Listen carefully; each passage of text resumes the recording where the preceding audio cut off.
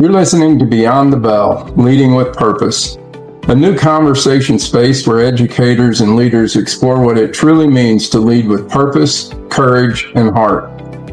Join Dr. Nathan Manley and myself, Jim Cummins, as we share the inspiration behind Lifted and how purpose-driven leadership can transform schools and communities. This is Beyond the Bell, Leading with Purpose.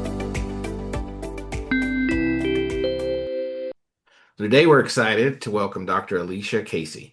Jim and I first had the opportunity to meet Alicia at MASA, and since then I've had the chance to continue visiting with her about leadership, systems, culture, and the future of education. Alicia's in the Kansas City area and brings strong experience in curriculum, leadership, school improvement, and systems level work. What has stood out to me most is the way Alicia thinks. She has a strong systems lens and is passionate about helping schools and districts move beyond disconnected initiatives towards greater clarity, alignment, and sustainability.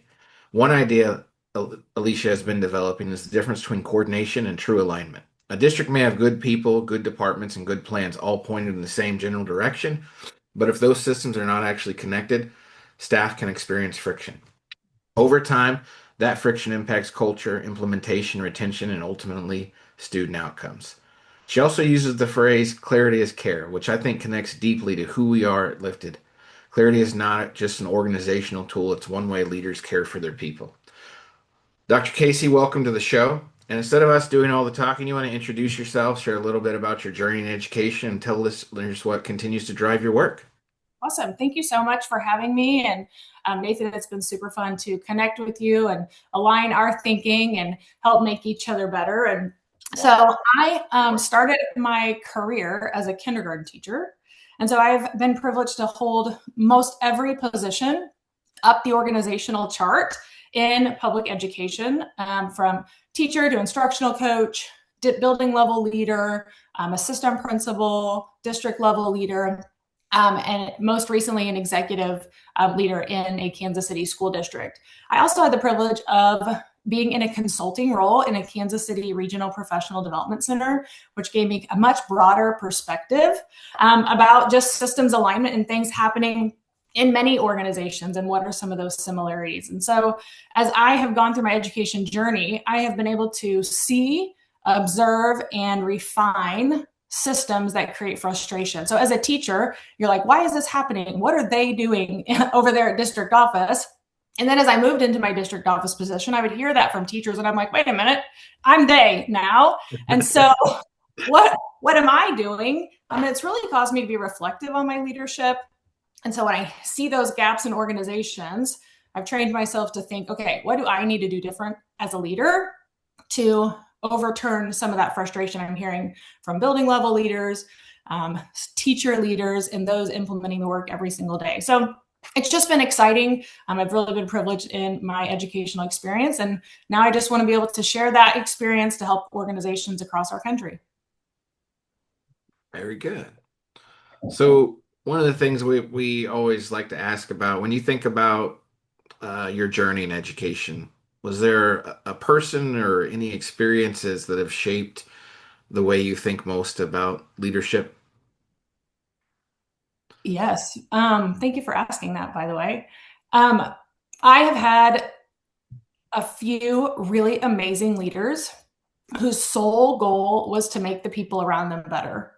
And so I have been in the positions I have held because someone saw something in me and encouraged me to do something outside of my comfort zone. And so that has been my mission, is to give back to other educators or people and help them see their own potential. A few of the folks I can think about is Judy Wardick was my very first principal. She handed me a PLC book. I think I was year 2 and was like, Alicia, we're going to do this and you're going to lead it. And I was like, okay. So that was awesome. And then Dr. Jen McClure, I was her assistant principal.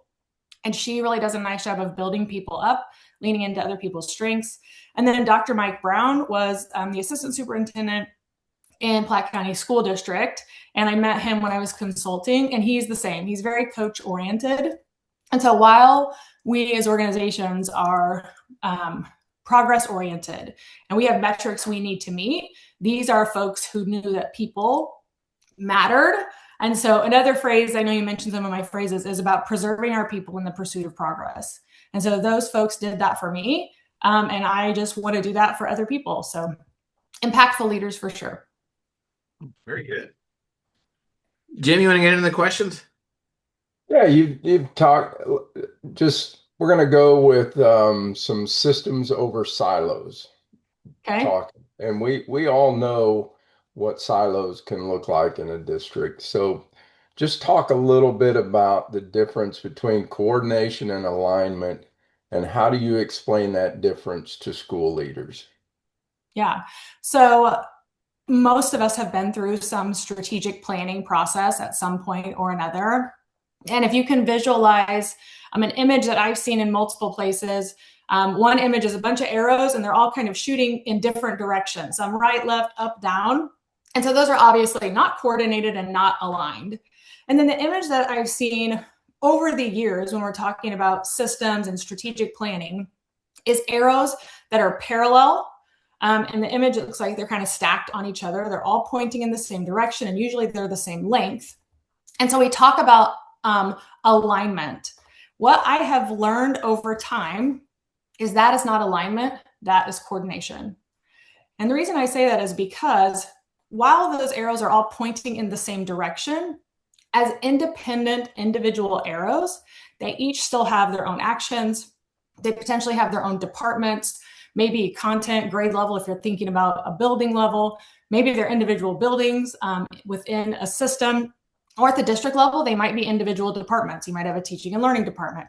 A human resources department would be a different arrow. Operations would be a different arrow. And what I know about education and just people in general is that in each one of those arrows, there are really amazing people. There are folks that show up every single day wanting to do their very best work. They make decisions with great intentions, solving a problem that has been presented to them within their scope. But what happens to those that are implementing the work is when each of us, and I've been guilty of this too, which is why I'm super reflective and passionate about it, is when we're moving coordinated in the same direction, we collide at some point. Not on purpose, not because we're bad or did something wrong, but it's just an unintended outcome of the fact that we were just coordinated. And so I have refined my model, and I think I posted a picture of it on LinkedIn for anybody that wants to go see a more visual model for our visual learners. But I started braiding those arrows together. And so that for me is true alignment. When your departments, your teams are interdependent, meaning we're having conversation, we're slowing down, we're saying, hey, business services is going to implement a new whatever. How does that affect what's happening in HR and teaching and learning? Teaching and learning is going to bring on a new assessment system. What does that look like in terms of budget, human resources, evaluation, whatever that might be, slowing down to having those conversations.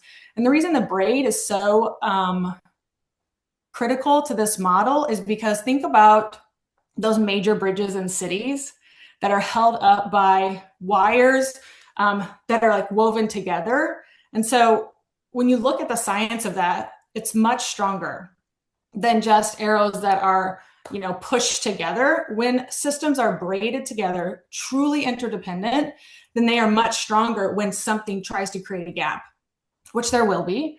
And so slowing down, really working to braid our work together and be interdependent, relying on one another, holding each other mutually accountable, will do a much greater job of preserving that environment where everybody in the organization can be successful.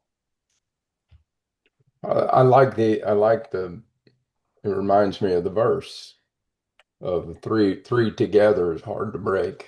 Yep. And so, yeah, I like that. I like the idea of winding that together, and just from my standpoint, a young administrator, somebody listening might be interested more about, okay, how does that work in a time frame?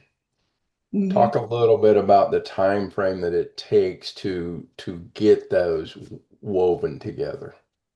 it's about slowing down a little bit, going slow to go fast, which the first time I heard someone say that, I'm like, that is the silliest thing I've ever heard. Then once you live it, it makes sense. And so like when you think about those braids, let's just give honest acknowledgement, first of all, to the fact that your arrows, when they're coordinated, are going to collide at some point. If we can have control over that through true alignment and collaboration, true interdependence, then we can take control of when those intersect and when they're woven together. But it does take time. Honestly, it takes so much more time to do it well. And that's why one of the first things I always share, or in my experience, we've taken a lot of time to do in the teams that I've led, is just choose a few high leverage priorities, not doing everything, choosing just a few. And then that helps preserve time, clarity amongst the team along the way. Yeah, that's really good stuff, and something I wish I've probably done more coordination a lot of times. I can imagine that how important the communication piece is. And one of the things I wish I would have done earlier on in my career, when we think about the colliding and those pieces, especially from and I don't care if you're in a school, a district, or you're in business, and you've got all these departments communicating to somebody. So in our case, it's a principal at a building level. If every department communicates at a different time, I've talked about this a little bit. Like, we hammer a principal with emails Monday through Friday, and it's it's an alert from every single person. But what we want principals in classrooms. We want principals spending time with teachers and students and coaching.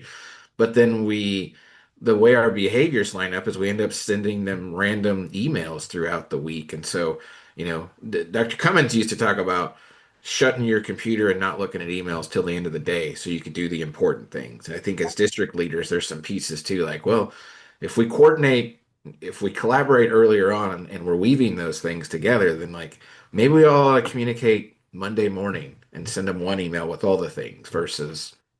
So anyway, I don't know if you had any thoughts on that.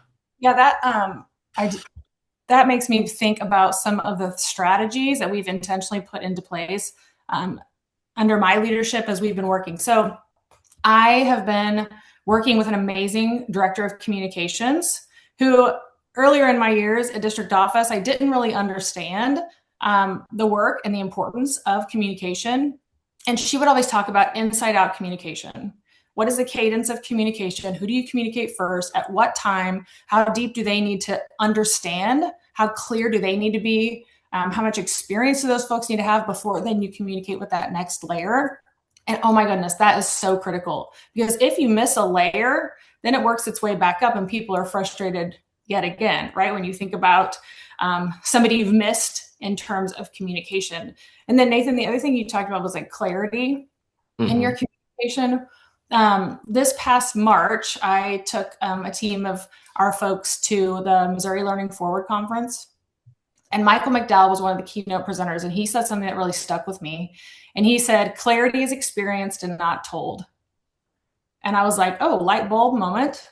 And to your point about even just a Monday morning memo, we shoot so many things off in an email.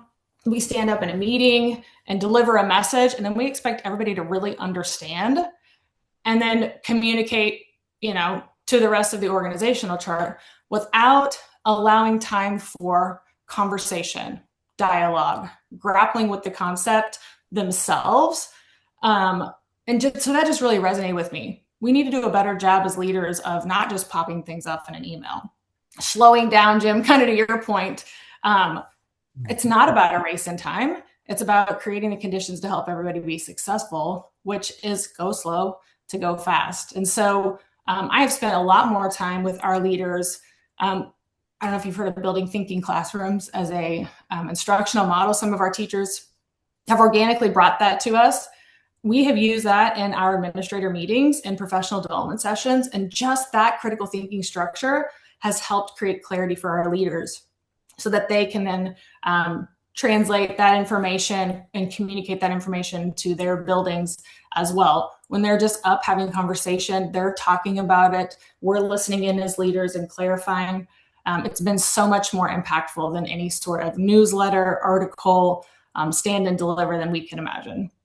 So one of our other associates, Jim's wife, Renee, um, and actually a couple of them, but the building thinking classrooms and the power in that. So just for our listeners who don't know what building thinking classrooms is, you want to give a elevator speech on that and the power of it? Sure. You want me to do it or do you want Jim to do it? You. Oh, perfect. So building thinking classrooms is a structure that gets learners up and out of their seats. There's a book by Peter Liljedahl. Hopefully I said his name. I've been working for a long time on saying his name correctly, but it's random groups up on vertical whiteboards. So I've seen teachers use windows, chart paper, actual whiteboards, and it's 3 to a group, and they're totally random groups. And so you may have different ability levels, different backgrounds, and you give them an open-ended task. And so our teachers use it a lot for mathematics or even analysis of poetry as a few examples. And at the district level, I put chart paper on the wall. We do random groups. There's different ways you can do it. You can do playing cards, you can roll a dice, you can do some of the generators online. And then I give our folks a task. For example, I say, one thing we've really grappled with is what is the role of the professional development committee in meeting our district goals? And so I give them an open-ended question and they start talking about it, writing about it. And I'll tell you, one of the biggest struggles is the open-ended part. Yeah. Folks like, can you tell us more about that? And so that's what clarity is about. Like when people get clear, they have to struggle with it a little bit and have that conversation. And so then your role as a teacher turns to facilitator. And it's just been a really powerful structure. It's super simple.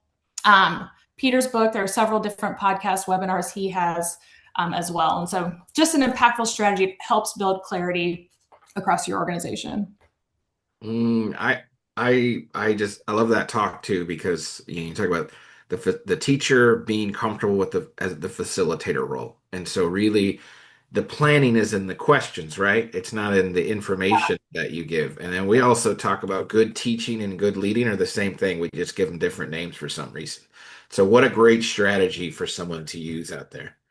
Well, I'll add on a little bit. Like one of the things that when Nathan, you and I've talked to is I'm hyper focused on the word ownership as opposed to buy-in. And so when learners, whether they're students or adults, can own their own learning journey in multiple ways, clarity helps with that as well. And so as district leaders, as building level leaders, allowing teachers or students or principals, as they're learning something new, to have a little bit of ownership, make those connections is so much more powerful. And you'll find higher levels of implementation when individuals have ownership. They understand what's going to be tight across the organization and where they have some autonomy. And that part of systems alignment is critical as well. Otherwise, you have people translating their own work and kind of ciphering off to do their own thing, whether that's in the classroom, behind closed doors, or in a building or at the district level. Yeah. No, I was going to say we had a recent guest that mentioned something about, when a leader is with a group, as soon as the leader presents the idea or her opinion on the idea, it becomes the opinion of the group. It takes away their free thinking. And so how do you encourage that? And I think about when you were talking about them asking for more clarity for the question. So you give them an open-ended question and we all want, well, give us more details so we can. Well, what you find is every detail you give them starts to narrow their thinking. And so you eliminate all these fringe ideas because every time you give them another piece, they get a little narrower in their thinking. And so I love the idea about just give them a prompt and be silent and let them explore. And then you get the whole gamut of thinking that you haven't put any parameters on. Yeah. One of the things I think I've learned too, Jim, thinking about your comment, is that as leaders, we all have a vision of where we want to go, how we think it should execute, how research says best practice is. And so to your point about when we can engage others, the people in the room can help us refine what that actually will look like in their building, on their team, in their department, where not being privy to that operational cycle every day, we may not know what we need to intentionally plan for. We may not know who the staff are that are available to support and implement. We're not going to know who's going to execute and implement really, really well and who's going to need more time and support. And so, yeah, having that conversation, allowing them to think through, I have found in my leadership, when I do that, it always ends up better than I had envisioned it because other people are helping think it through. So yeah, definitely so powerful. You talked about just the coordination versus alignment, and I want to talk a little bit about the fact that, and you also mentioned the communication director, and shout out to all communication directors because you mentioned the fact that they remind you of the up and down communication, and there were times where I'd be like, the communication director would come and say, well, they felt kind of slighted because you didn't do X. Why didn't, I mean, I didn't even think about that and really didn't even consider that they would even care to know that we were Right. doing something over there that I didn't think pertained to them. And so, talk a little bit about how the alignment gets to, um, you talk about the friction part. Talk about Mm-hmm. how bringing that together eliminates some of that friction and people feeling left out. So this year specifically, moving it last year into this year, I led our team through an intentional communication plan, working with our director of communication. And so that went from branding, the importance of branding, which, by the way, I love me a good Canva. I like to create, I'm a creative kind of individual. And so I love things that are pretty and all that kind of stuff. And so in my reflection, that pretty image, which was fun for me to create and I thought looked super cute, looked different than the image I'd shared before. And maybe the image I shared before, because each time I was creating a new Canva, or when the district talked about one thing, my department talked about another, and then a principal used a different Canva, not to pick on Canva, but right, or Google slide or whatever it might be. And so then the image is a little bit different. And so then staff are trying to make connections like, okay, wait a minute, that sounds similar, but it looks different. It's maybe a different image. And so we held tight to a few key words. And then we said, okay, this is the words we're going to use. So we got really clear about the vocabulary we're going to use. These are the visuals we're going to consistently use over and over and over again. And then this is who we're going to communicate to and at what time. And so we built ourselves a calendar of communication around our meetings. And so we even went back to structuring our meetings. So our district level meetings, followed by our principal meetings, followed by instructional coaches meetings and professional development committee meetings. We don't have coordinators in my current school district, like for each department. We're kind of a tweener size. So we use staff leaders to support their different work groups. And so we had to be very calculated and intentional about who we communicated what, when, and where. And we repeated the communication over and over again. And then we'd tell people as we move down the org chart, hey, when you're getting ready to lead your group, we're going to ask that you use this slide presentation. And you're making sure that you're showing these particular images each time. And when your colleagues say, we've already heard that message, because we hear that, too, like, we've already heard that, I go, that's a celebration. When your colleagues are saying, we've already heard this message, you can say, that's awesome. That just shows that we're being clear and consistent across the organization. So yes, intentionally, we're hearing this message multiple times. And so that has helped immensely. We also have created a Google site and some documentation that staff can refer back to that have those same images on them, and have handbooks, guides, whatever you want to call them, that has very clear, when we say this, this is what it means. And this is what it looks like. Here's where we're going to be tight as an organization. And here's where we're going to be loose. And I would say some friction still exists, but we're a heck of a lot better than we were a couple of years ago. What's really fun is then when I have seen our staff leaders send a communication to their colleagues and they are using the same language, I know that's evidence for me that we are becoming closer to truly aligned than we were before. So those are things that I will celebrate then with them, is like, thank you so much for using that language. I see it translating across our systems, and I see your colleagues being more clear, and that reduces stress and anxiety. It removes that guessing game, and then we can all move forward to be more successful.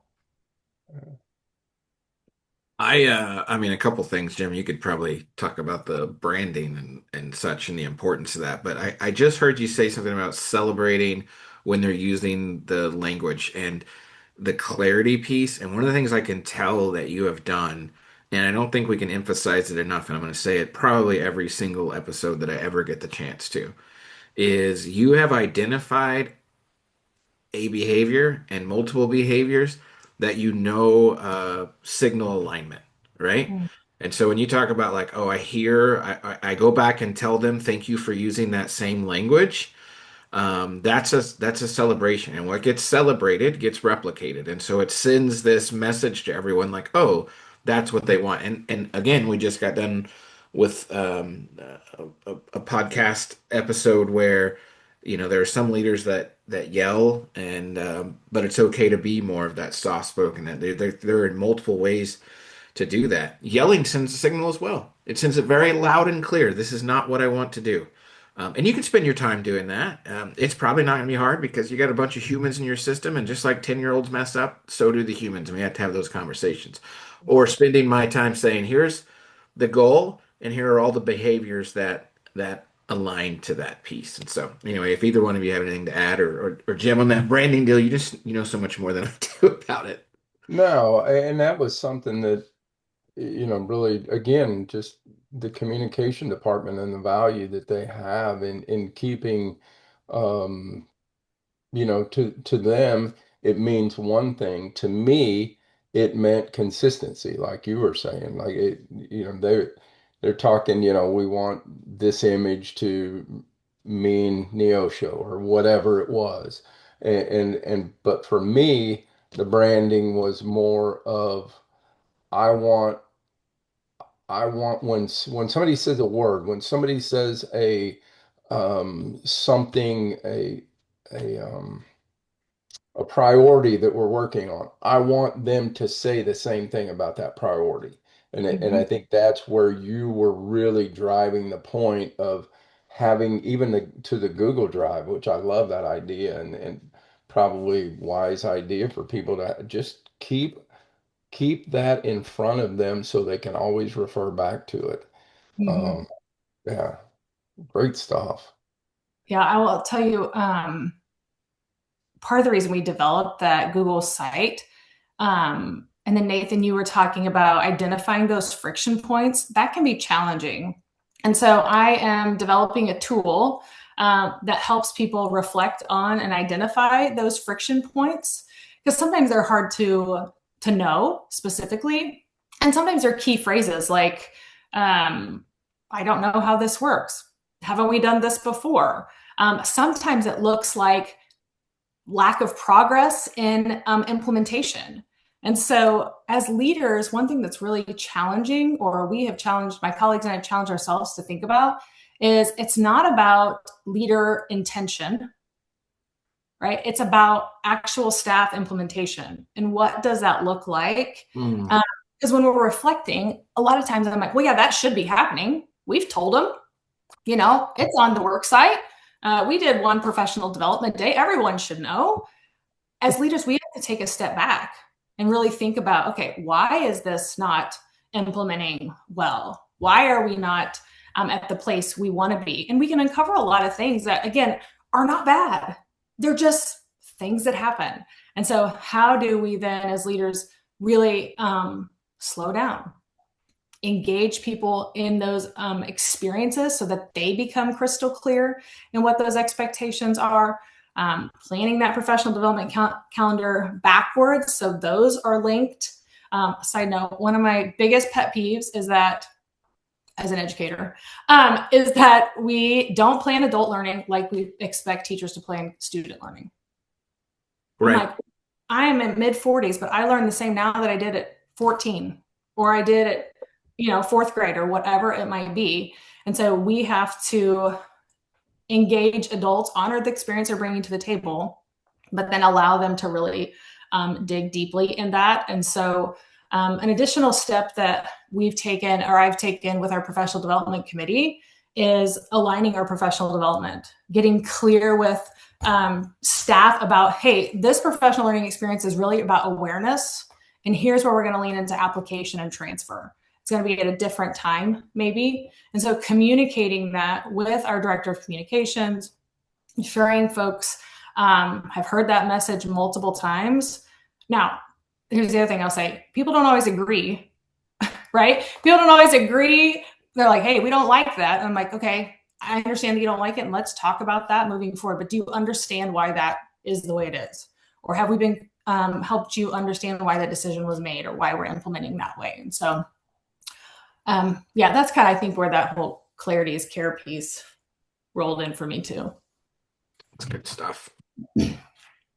There's no way we're going to get to all these questions. That happens to us every time. But one question I want to make sure and get to is retention as a systems issue, especially right now, as you and I have had some good conversations, really all three of us, about, so often, I don't think it's intentional, but there becomes this rub of like, well, how do we continue to be fiscally responsible? And then we end up with these gaps, and we end up spending money on replacing staff that maybe we didn't have to lose if we could have done something else. And so really on that front end doing that work, maybe it's with professional learning, maybe it's with systems, whatever it is. So a lot of districts are talking about staff retention right now, and you've made that point. Retention is not just an HR issue, it's a systems issue. Talk about that and what you mean by that. So that goes back to those arrows being interdependent.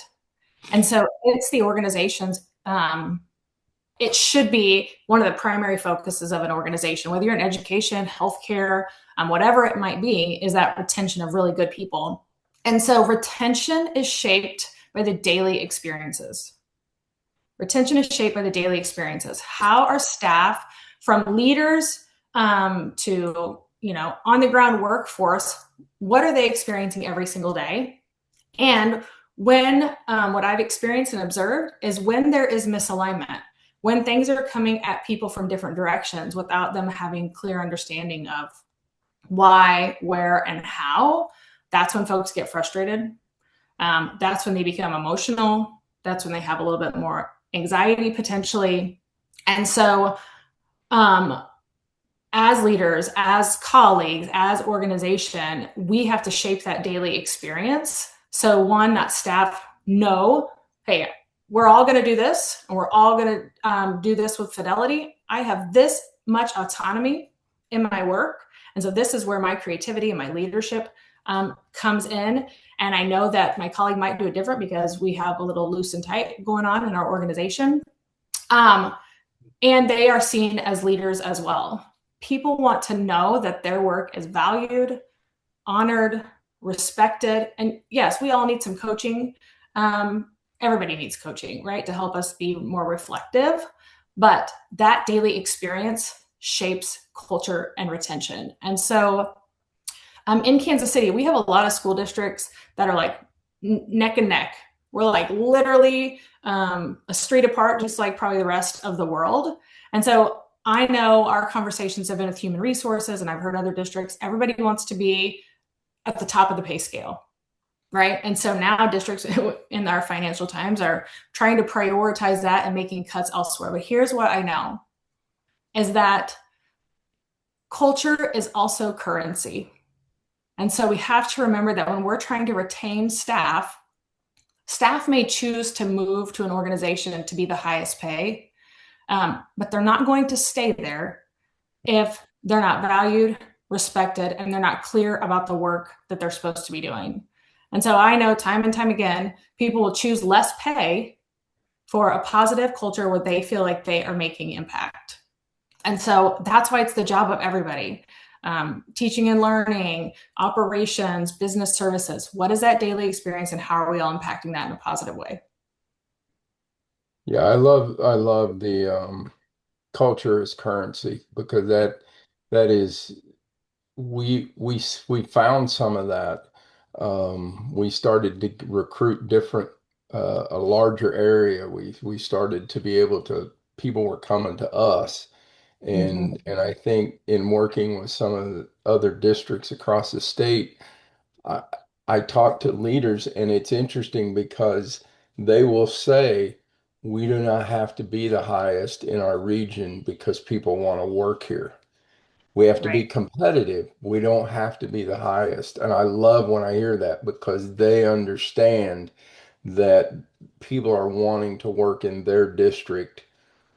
Yeah. They need to take care of their people, but it's not pay that's driving people to come, because it's remarkable. I'm thinking of one district in particular, that I'm talking to districts and they're having trouble getting applicants, and this person's saying, we've got 6, 7, 8 people for a sped job or jobs that are hard to fill in a lot of places. I'm like, wow, yeah, that's impressive, and I think it is a culture, reputation, and Yeah. Nathan and I have talked a lot about just the cost of replenishing, Oh, and what it takes to, because people think about the cost like PD and coaching and those type of things.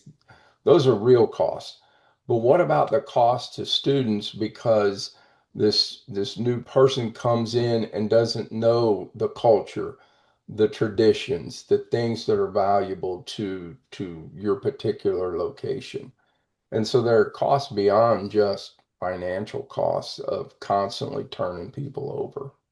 well, to your point, I have been digging into the research about the cost of misalignment, from a tangible standpoint, from a culture standpoint, but also from a financial standpoint. And probably I'm hyper focused on it because of the state of education here in Missouri and the financial state, and listening to um, the conversations that are having across districts. And so when teacher turnover, and I can't remember off the top of my head, but one of the research pieces I looked at says it's $25,000 for every teacher turnover when you think about the job posting, the time it takes to screen candidates, interview candidates, onboard candidates, provide the professional learning to catch those individuals up to where they need to be with all the other staff. And then it's almost double and maybe a little bit more for leaders. And so when you are looking at budget and really wanting to be lean in our budget to maximize our educational dollars for ultimate impact, we have to start digging deeper into those things too. Like, we can't afford not to be aligned. We can't afford not to retain our staff, as opposed to looking at, what technology platform might we use. And so it's very eye opening, I will say. So follow me on LinkedIn and you will learn more about my research.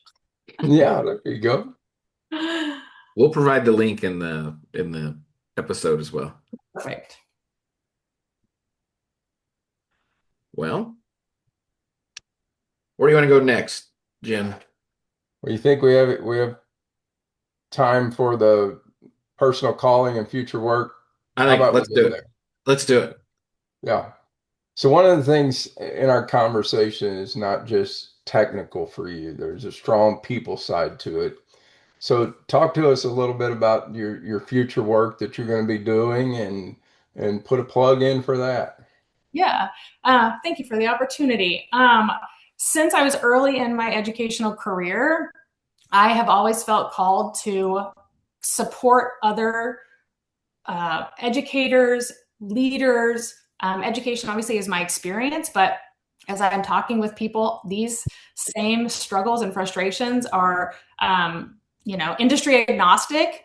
And so just wanting to utilize my experience, I try to be a transparent leader. I am a relational leader, is what I have been told. And I just have a calling to help other people. And so I am working to developed my own consulting firm and Casey Leadership and Learning Systems. And so just wanting to help people give a diagnostic, like how do you figure out where you work, and then the ability to talk through and be a partner so that we can elevate organizations to success. I find the most value when other people I have the ability to work with are successful. And so that is huge value to me, is to see other people meet their goals. And sometimes, a lot of times, exceed their goals far beyond their imaginable belief. And so I believe passionately in this work. I've seen it work really well. I have seen gaps where we've had to close those gaps. And again, not because we did it on purpose or whatever, but just the world was turning. And so we had to slow down a little bit. And so I want to use the lessons I've learned over leadership in my years and help other organizations as much as possible. And so, as I mentioned before, yes, I think money is always an issue, but we as an educational system, as organizations, cannot afford to not be misaligned. And so helping folks make impactful decisions that allow their workforce and their leaders to succeed on a daily basis. Oh, that's awesome, and it's definitely needed. I think one of the things that I hear, or it sounds like at least, is that in your plan, your coaching, you want to build relations, you want to work through these challenges with leaders, and I think that's one of the things that I'm seeing a little bit more of, at least, and maybe it's because Nathan and I are in it now, but it appears to be more of a movement towards sustained coaching and relationships than just one-off PD. Because I cannot remember early, and I go back a day. So my first principal job, and I'm thinking about the PD that we offered in our district when I was first a principal, and I don't know that we had anything that was sustained. It was they came and they gave us an idea and we were supposed to champion it and move with it. And so I think there's a new movement to implementation and support. Yeah. So good for you. Yeah. Thank you. All right. So we always like to ask our guests about wellness, taking care of yourself. Leadership can be demanding, and system work can certainly be heavy. You're carrying a lot of people and moving parts. And so, how do you take care of yourself and remain grounded so you can continue leading and serving others well? Well, that's a great question. And every leader needs to reflect on that. We are not replaceable at home. We are replaceable at work, and your position will be posted the very next day when you decide to retire or resign, but you are not replaceable at home. And so prioritizing my time has been extremely helpful. So when I'm at home, I try to I'm getting better. I'm not perfect, by the way. I took my email off my phone. That's one thing I did. And so in order to check my email, I have to get on my computer. And just trying to be present with my family. I'm not great about working out. I should probably do that a little bit more. And then it is what it is. I do teach preschool and kindergarten dance one night a week. So I figure that gives me a little bit of it. Yeah. But then I just reconnected with my faith. I've always been a Christian. And so taking that moment to sit in the quiet and the calm when life is so busy. I have 4 kids, a young adult, a girl, one of our daughters in college. She's coming home today for the summer, and then 2 teenage girls, and life's just busy.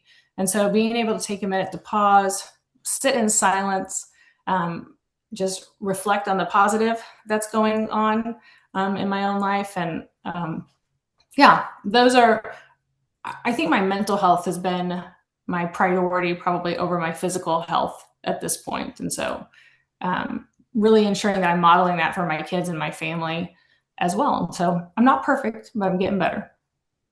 I'm reminded I forget, it hasn't been that many years ago, somebody said, be where your feet are. And it just kind of stuck with me. And it's like, yeah, where am I right now? And how can I be present in that? Yeah. Good stuff.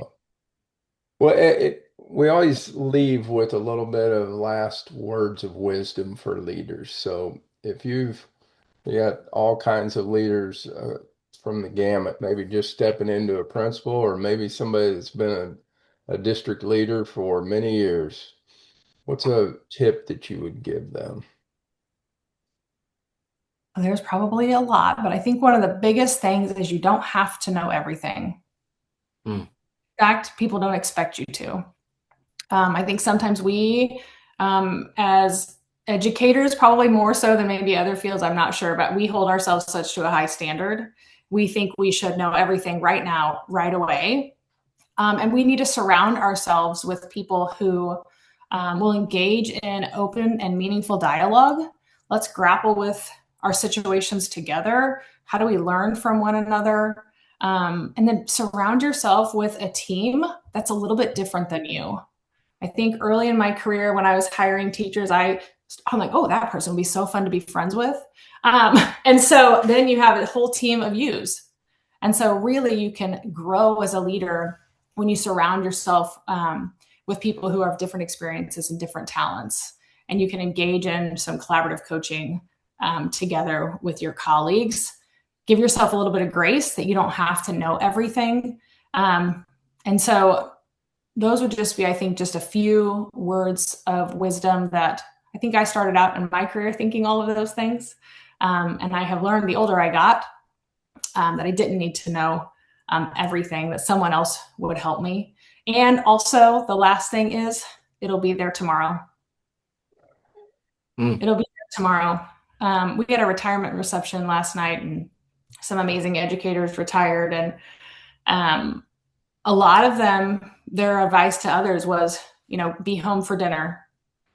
It'll be there tomorrow. And so just knowing sometimes there are emergencies, but most often than not, it'll be there tomorrow. Yeah, that's awesome. Hey, real quick, as you get in there, congratulations on starting Casey Systems, and then we're just honored to have you along this journey as well, as a teammate, and just really looking forward to how we positively impact the lives of the students and the adults. And so it's going to be a fun journey. Yeah. Thank you so much for having me and just allowing me to share a little bit of my thinking and what I'm working on. So I appreciate you both. All right, Alicia, thank you for sharing your journey and your perspective with us today. Your reflection on systems, clarity, alignment, and staff experience are such an important reminder that leadership is not only about having the right goals, it's about creating the right conditions where people can actually do the work well. To our listeners, we hope today's conversation encourages you to look at your own systems and ask where you may be creating clarity, where you may be creating friction, and how you can better align the work and service of both students and staff. If your district is interested in sustained leadership coaching, systems work, staff retention strategies, or professional development, we would be glad to visit with you about how we can partner in that work. Until next time, be well and keep leading with purpose beyond the bell.